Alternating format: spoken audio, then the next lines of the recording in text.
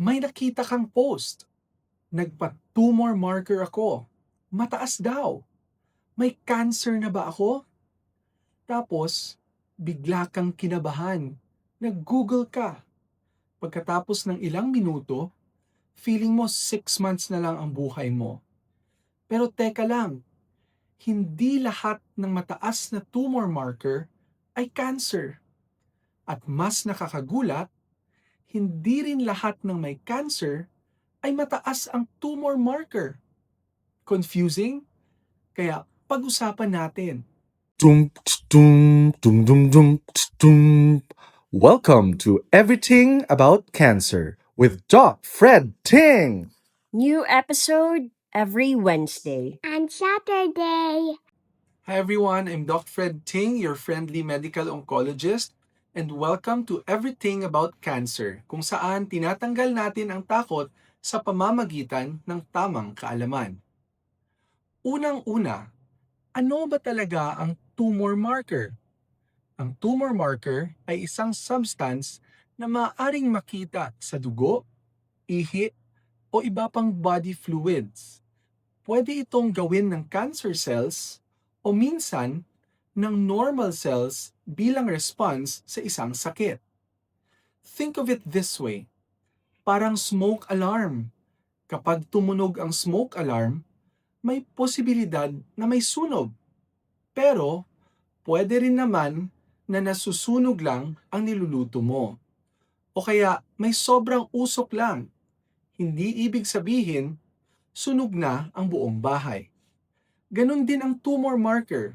Isa lang siyang clue, hindi siya ang final diagnosis. Halimbawa, may narinig ka na PSA.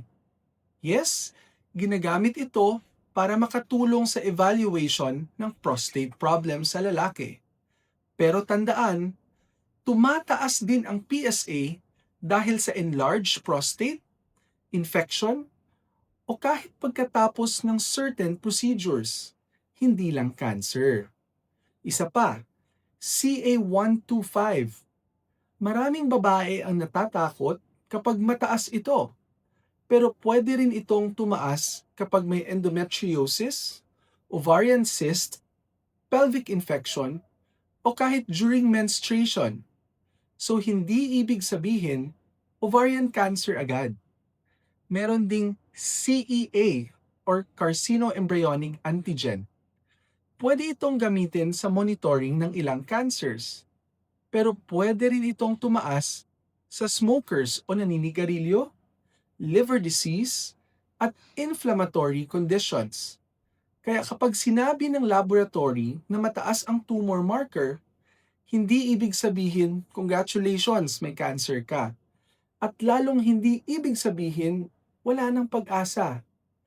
Hindi ganun kasimple ang medisina. So bakit pa tayo nagpapagawa ng tumor marker? Magandang tanong yan. Ang totoo, mas madalas itong ginagamit para i-monitor ang pasyenteng na-diagnose na ng cancer. Halimbawa, nag-chemotherapy. Bumababa ba ang tumor marker? If yes, it's a good sign.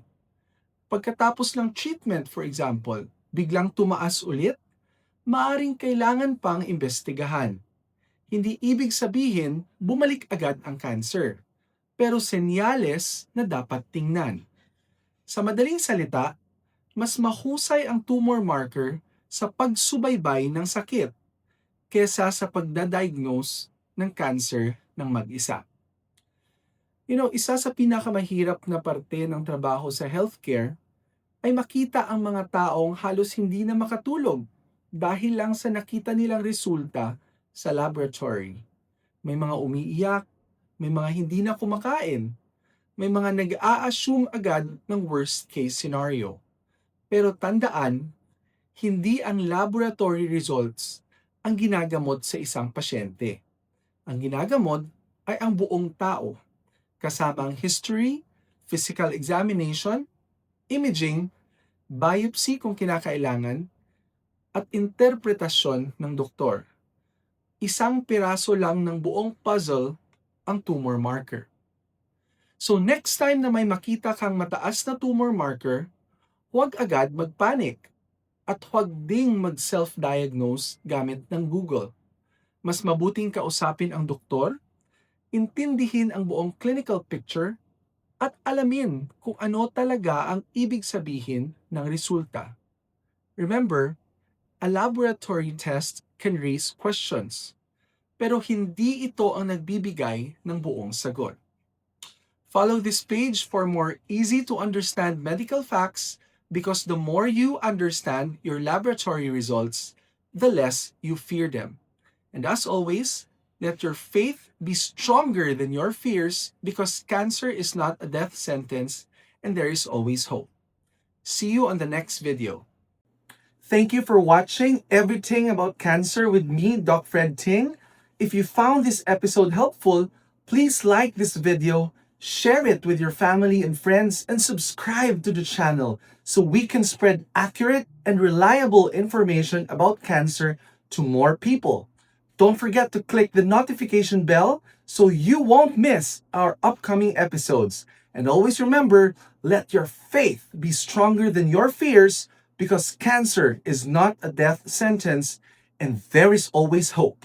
Again, I'm Doc Fred Ting and see you in the next episode of Everything About Cancer. Dum, dum, dum, dum, dum, dum.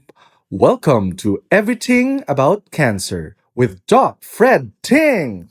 New episode every Wednesday. And Saturday.